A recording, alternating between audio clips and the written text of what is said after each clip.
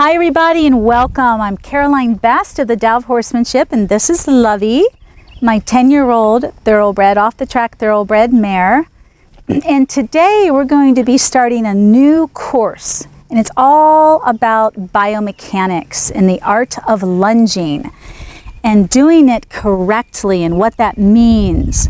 And I'm going to be discussing and demonstrating, following a lot of the great masters from Europe, classical dressage. So we'll be getting into that as well. But most specifically, today's video is going to be on a particular topic that comes to me often. And I know that it's definitely a question and a challenge for every rider. So I kind of want to nail that today, and that would be how to stop bouncing when you trot or canter. And really, it begins with the horse. And that's one of the biggest myths out there, or propaganda with so many other trainers, that I just want to blow the lid right off right now. Is everybody wants you to learn how to sit the movement, but I'm here to tell you, as a professional trainer working with thousands of horses, you can't sit the movement unless your horse is developed. If their movement isn't developed, you're not going to be able to sit it. So there's several equations here. And I'm choosing Lovey to demonstrate because she's one of the most challenging horses for anyone, including me, to learn how to sit, because she has so much action in suspension. So as a thoroughbred, you can see the dish in her face, very much like an Arabian. Her bloodlines, her thoroughbred bloodlines, are very close to the Arabian. And that's why Lovey never raced. She went into training, but she never raced because she wasn't fast enough. And when you watch Lovey move in this video, you're going to see a very balanced, collected horse, but you're going to see a lot of action, a lot of air time, what we also call suspension, which is beautiful for dressage, perfect for dressage, but definitely not good for racing. And definitely challenging, no matter how good of a rider, challenging to learn how to sit the trot, let alone sit the canter. So everything begins with developing your horse. And one of the things I say all the time to all of my students, whether you're YouTube students or online courses, or you come one-on-one and you study with me, as a professional, I always want to train my horse's movement, develop their movement, develop that particular movement before I ride it. So if that movement is the walk, I want to develop the strength and the balance and, believe it or not, the collection of the walk, the self-carriage of the walk. I want to develop that before I ride that horse. And that's for every horse. It doesn't matter if it's a young horse that's starting, or if it's an older horse that I'm restarting. I'm going to look at them, assess their movement, and then I'm going to go through the same exercises that I'll be teaching you in this course. I'm going to put each horse through these exercises to develop them mentally and develop them physically. So today we're just going to demonstrate and give you an eye. I want to educate your eye more than anything today before we develop the rest of the videos that'll be more instructional on how to get to this place. So Lovey is definitely a solid 2 in dressage, and this would be classical dressage, not competitive dressage. And everything that I teach on the ground makes you a better rider. And it also develops your horse's movement. And everything is done as natural as possible, which you'll see, meaning we use minimal aids. So if our horse is learning the free lunge, they learn the free lunge, like you'll see Lovey, free. All you'll see is a lunge whip guiding her body. You will not see her tied. You will not see a surcingle. You will not see draw reins. You will not see her forced into a frame. You will see a horse that is developing the movement, and she's developing it straight on this circle. And I will explain that and show that to you so that she can develop, like Pilates for horses, or Pilates for people. She's learning how to lengthen her movement, lengthen her muscles so that they are not tight and restricted at the walk. So we always start in a big open round pen like this, at least 50 feet diameter. We start them on the rail so that they can start to go straight and learn how to relax into the movement, which produces the ability to lengthen their stride at the walk. So like Pilates, when we lengthen, we strengthen. And while we're strengthening, we are developing balance and elasticity in our movement. And everything begins at the walk. Whether they're free, the free lunge, naturally, or if Lovey is new and I'm restarting her and she has negative experiences with the round pen, then I will start her on a 12-foot lead rope, and I will walk a 50 diameter meter, 50 diameter circle. I will walk that. But what I want to do today is just educate your eye, and hopefully this makes sense to you guys. I think it does. There's a lot of science behind what I teach. There's a ton of common sense. So I want to train your eye for the biomechanics, what you're looking at when you see really long, loose movement versus tight, short movement. Think of what that's like when you ride that movement. We've all ridden horses that have been tight, whether they're hollowed out, ewe-necked, their head's high, they're apprehensive, and then the movement gets really restricted. And that's where you start to bounce. I can't ride a horse that's tight. That's why I develop them this way. So develop the movement that you want to ride, and then ride that movement. That's the key. And then we're looking at Pilates. So today, this is just basically a outline of what this course will cover on the ground. There will be no riding in this new course because it's all about the art of lunging, Pilates for horses, and teaching you about the biomechanics of movement and how to develop that movement so that you can ride a really smooth, fluid movement. All right, my dear. Love that you're sleeping. Come with me.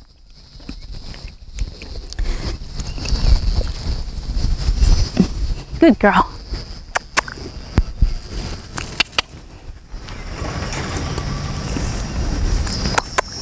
Come on. Well, I'm not getting on. Come here. Come on. Come on. Good girl. So we always start in the center of your space. And this, if you don't have a round pen, which I highly recommend if you're going to do this well, if you're going to learn it and do it well, you do need a round pen.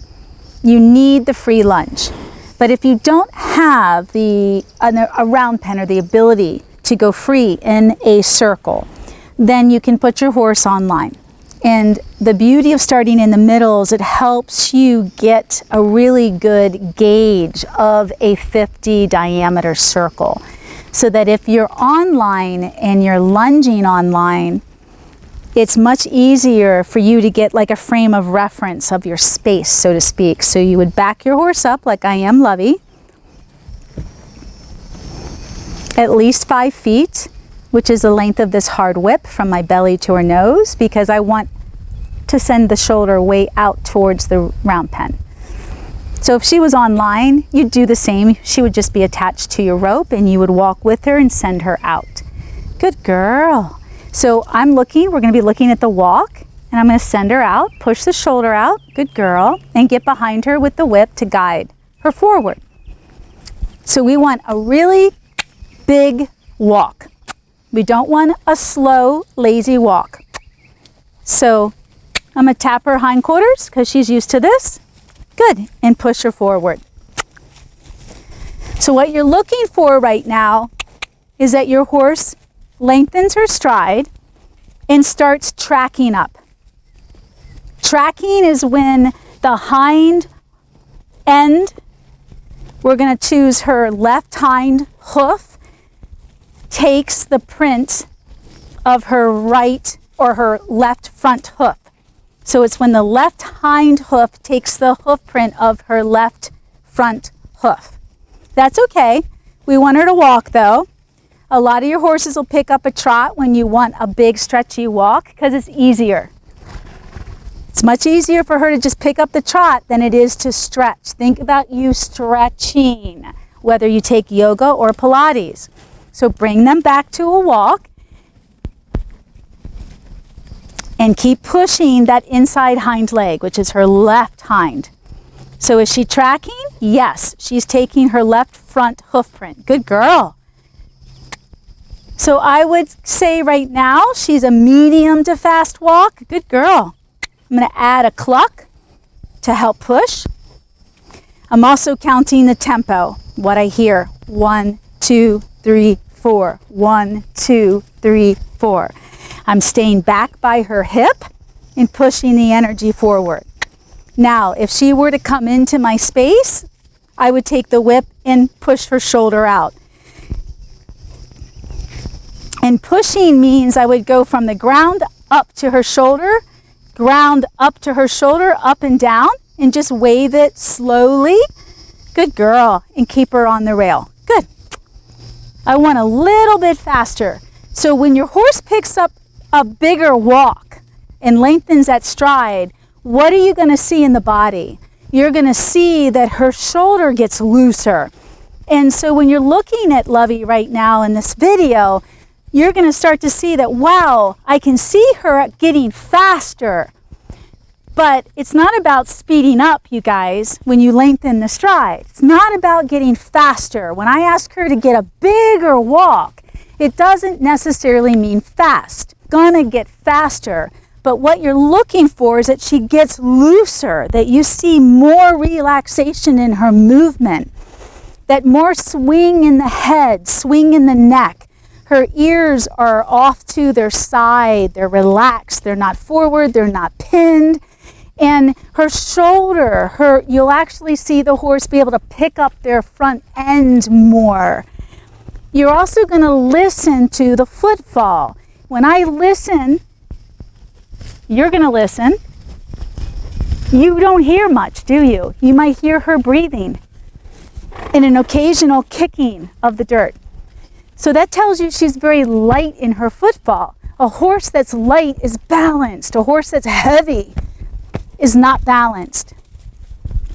Now, how do you keep them straight? You keep pushing them forward. And like I said, if she comes into my space or leans, I'm going to push that shoulder back. Good girl. Or push the neck back. This is not a problem-solving video, so if your horse freaks out, which a lot of them will because you are doing this, you're going to have to figure it out. I offer that in other videos. How to calm your horse down and help them not panic and help them stay connected. So eventually when your horse's mind relaxes into this big walk, the body will join, and the body shows up also not just in a looser shoulder and a looser head and neck and in a longer stretch in the stride. It also shows up with the horse's nose going to the ground, and that's what we call a longitudinal stretch. And that means that from the pole, good, she's going to eat grass though, from the pole to her tail, that's her top line. From her pole to her tail, all down her neck and her back is her top line. And when a horse stretches, and if you do this stretch with your body as you're walking, I just opened up my shoulder. Wow, does that feel good?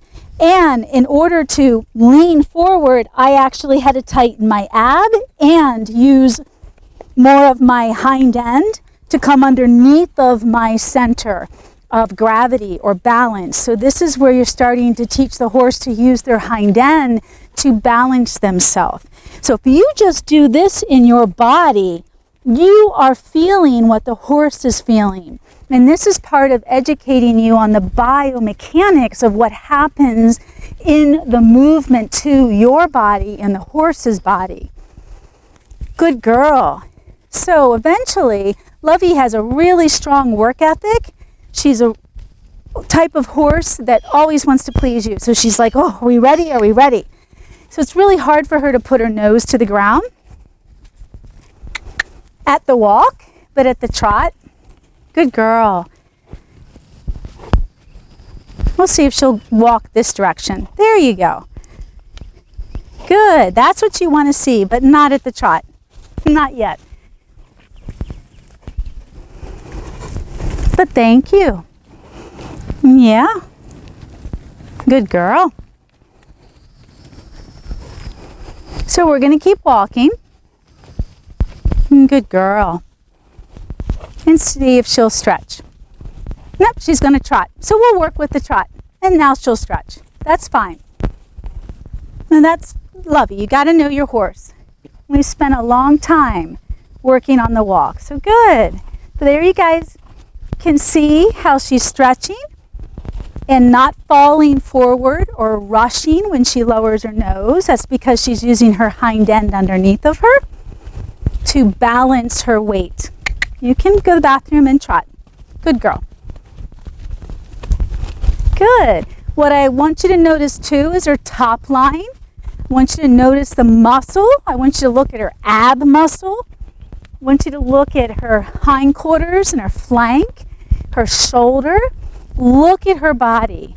Look at how she's using her hind end and tracking up or not. And this would be a nice medium trot for Lovey. She's got a lot of action. But look for a thoroughbred. All of my horses have great top lines. Look how flat her back is, so to speak. She doesn't have a high wither, does she? Kinda. Not too high, but she also doesn't have a pronounced backbone or spine. That's because she has so much muscle on both sides of her spine where you're going to ride. Now, the beauty of this work is that Lovey hasn't been schooled in over a year.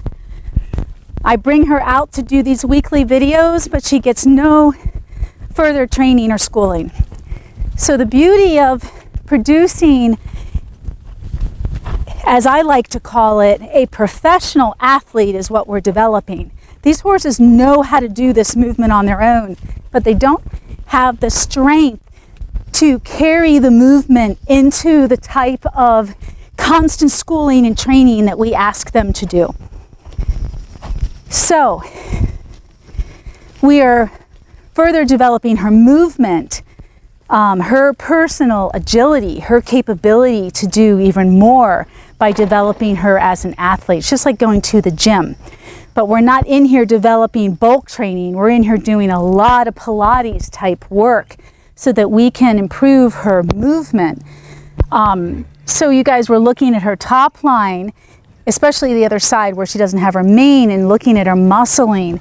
The cool thing when you create a foundation with this work, this type of work that I'm teaching you, your horse they carry themselves this way all the time, with or without you.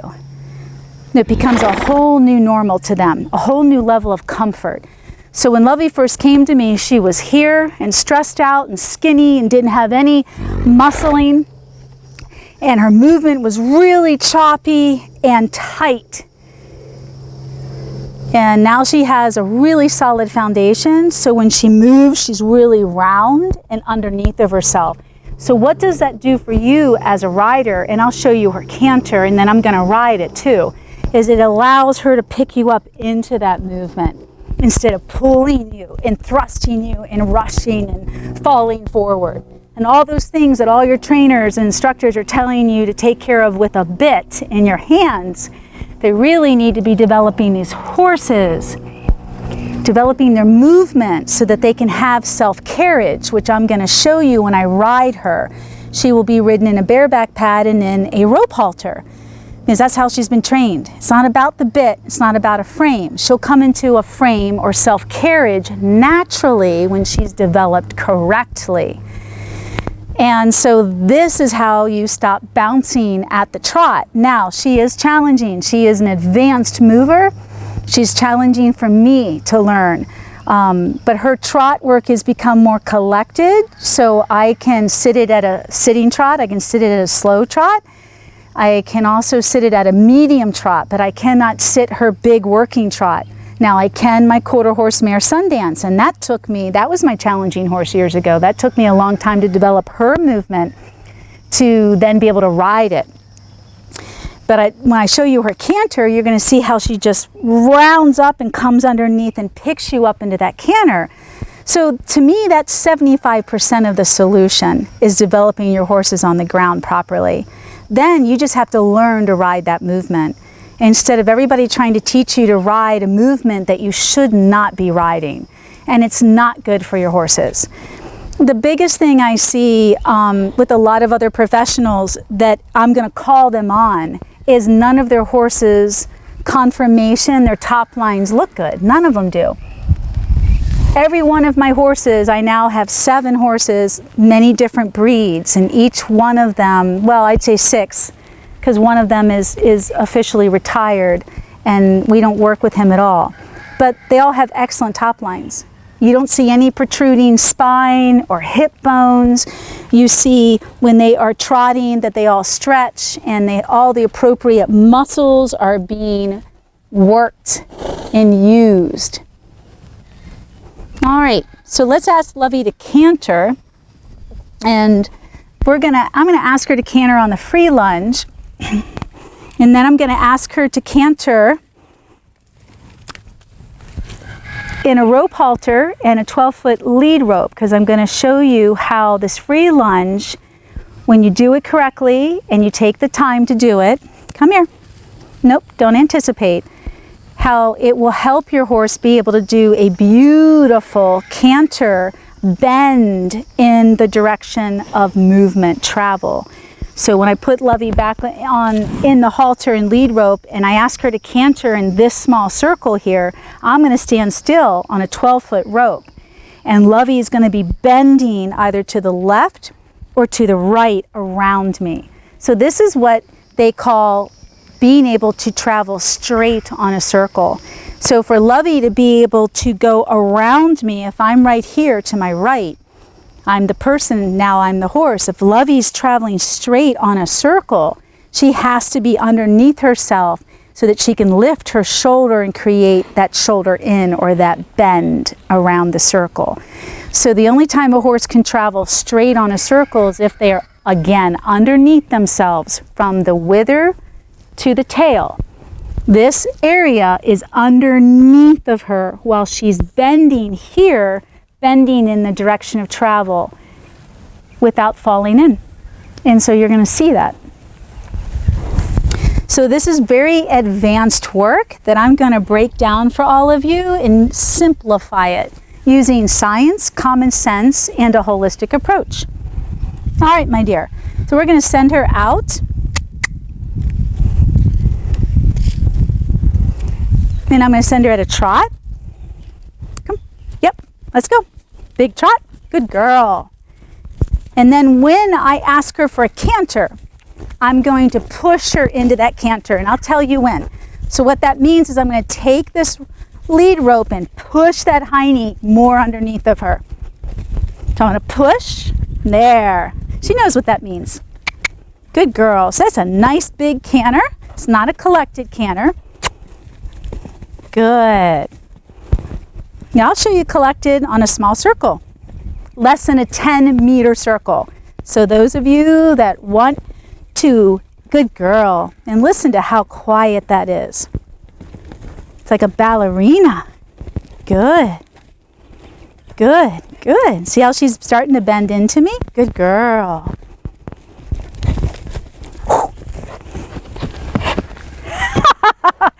That would be play. So that takes it to a whole nother level. But for those of you that want to take my spirituality, discovering the spirituality of horsemanship through the art of liberty training, that's what can happen. But she can't do those amazing maneuvers. She's not on her hind end. So we're going to ask her now Good girl. To get online, I don't even need this though. Put her on in the halter and show you what a upper level canter looks like for all of you that are in dressage, working equitation, Western dressage, and you want your horse to be able to bend into the movement that they are traveling in without leaning or falling in. What does it look like? Good girl. I'm going to send her to, come out of my space, send her to my right so you guys can get a good look at her neck. Good. So you already see a little bit of the bend, the shoulder. Good. Slacken the rope. Good. That means she's bending. Good. I'm going to ask for the trot. Good. Come. I might need my whip. Come. I'll get my whip just because it's such an instrumental tool in she wants to play in guiding the body. Good. So we'll go back out. Good girl. Good. And at the trot. Good girl. So the whip will just help me keep her out there and guide the body. So I'm going to stand stationary.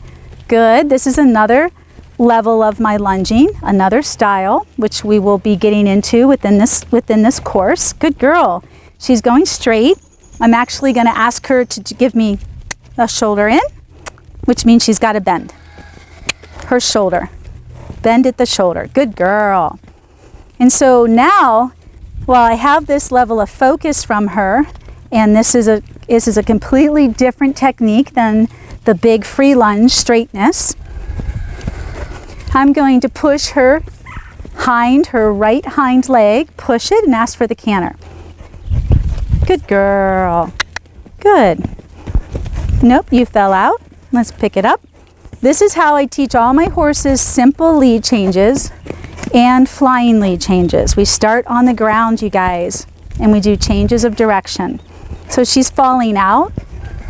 Good, good girl. But she still has slack. Good girl. Nope, I'm not playing with you. Good. Now you guys can see all the muscles that are being used. Come. Good girl. That's a big trot. Good girl. Come on. Good girl. Good girl.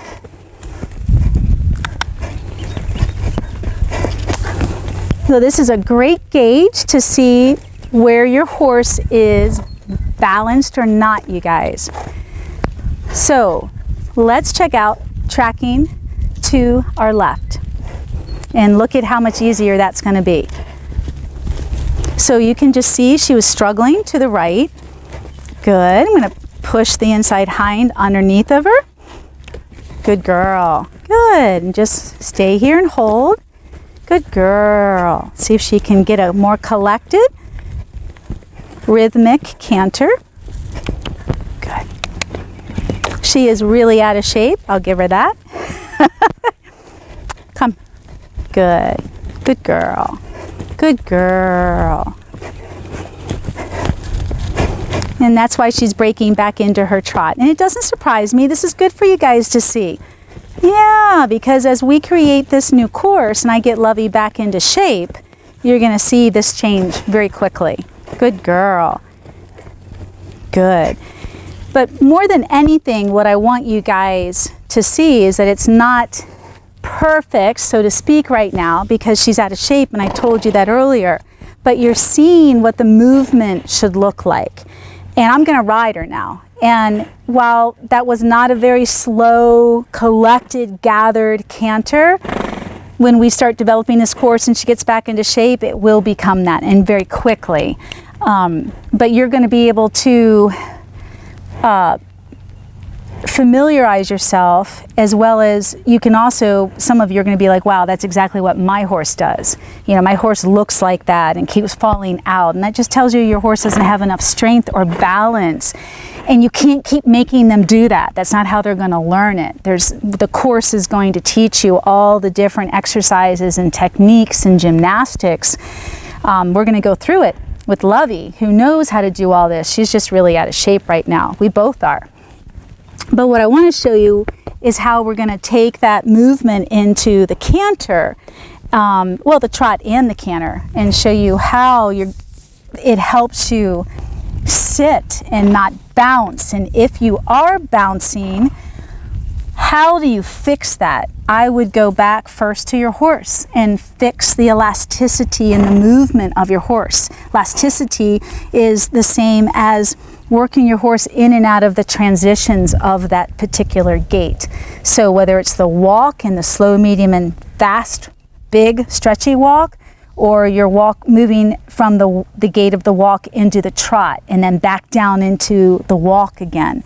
That's an exercise or a gymnastic that you can do with your horse that helps your horse become stronger in the hind end, get the strength as well as the balance that is needed for them to have a much more fluid and smooth gait. All right, I'll go get her pad.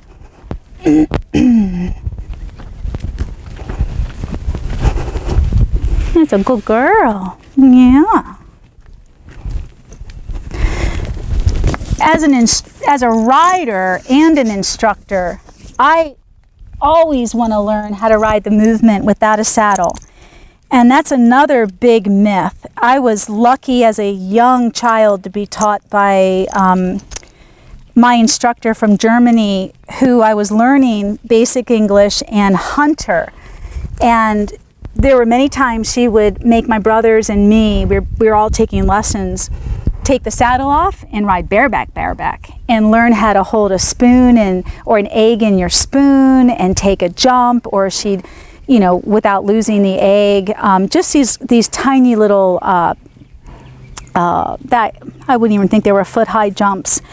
But she did all sorts of exercises with us to help us not use our feet in the stirrup, to have a longer leg, even though we were learning hunt, seat, and hunter. She did a lot to really get us to sit and use our seat in the saddle and not our feet or our legs. And so she was excellent and instrumental in teaching me how to ride without stirrups.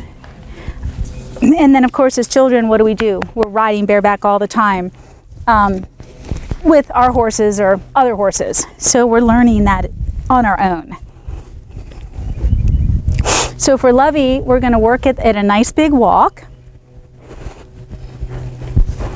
And just work on relaxation at the walk, because that's the way I start off riding all the time. I'm not going to start racing her around here because I don't want her to think that that's how we begin our rides. Ever. Everything's with relaxation. Not to mention, I want to feel, yes ma'am, I want to feel the movement when I'm riding. Good girl. I want to feel what that feels like. Is it nice and stretchy, relaxed underneath of me? I might give her a little bit of contact with my hands to help her just relax at the pole and lower her head a little bit, feed her down, as I call it. And again, Lovey is a type of horse that's always ready to work.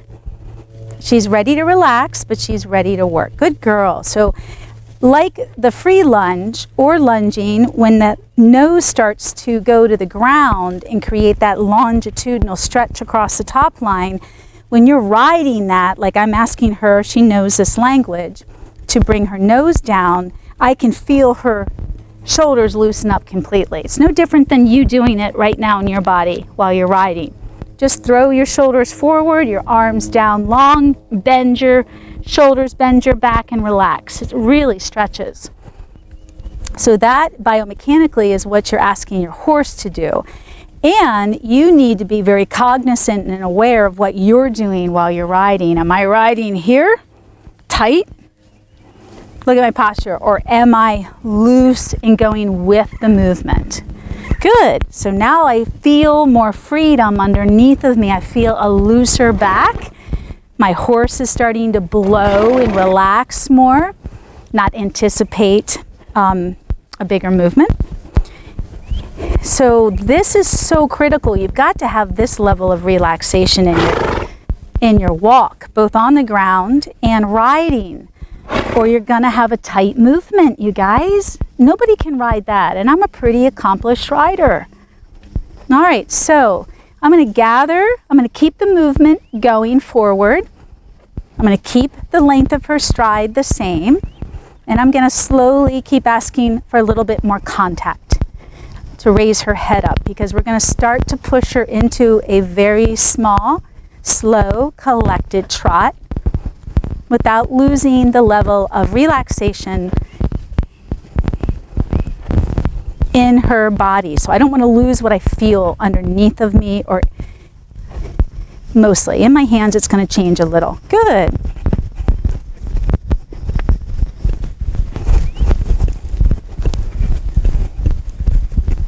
So I might use my contact just to help rebalance her and relax her, pull if she gets tight.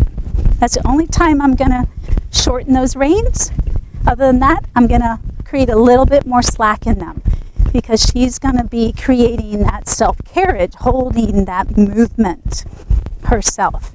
So this is a small sitting trot, small collected trot to a medium. She's got a lot of go. She is not a horse with a lot of woe. So how do I take that? Ooh, we just changed the tempo, the cadence of that. So we got it even a little more collected. Good. And it's a lot easier to sit. That's something that, again, I'm not going to teach the riding component in this course. We're going to teach you how to develop that movement so you can play with it when you ride.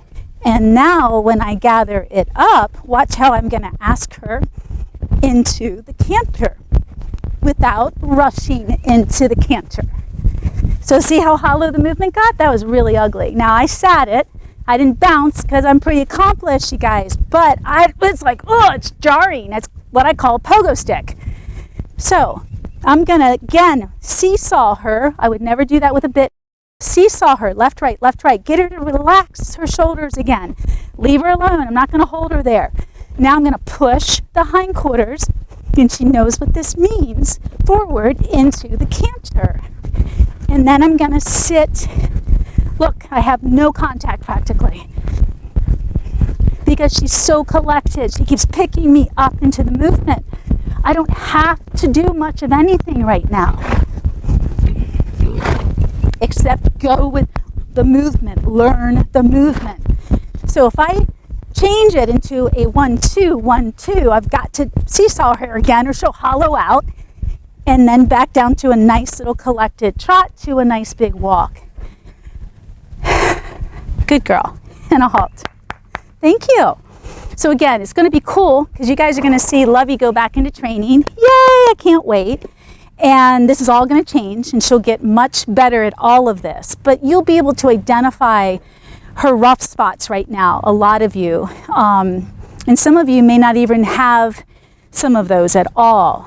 So this will be good for you as a starting point to know what we're going to be looking for in the new course, the new biomechanics and art of lunging. So thank you. I hope you guys enjoy. I look forward to your comments, please. And may you always be one with your horse.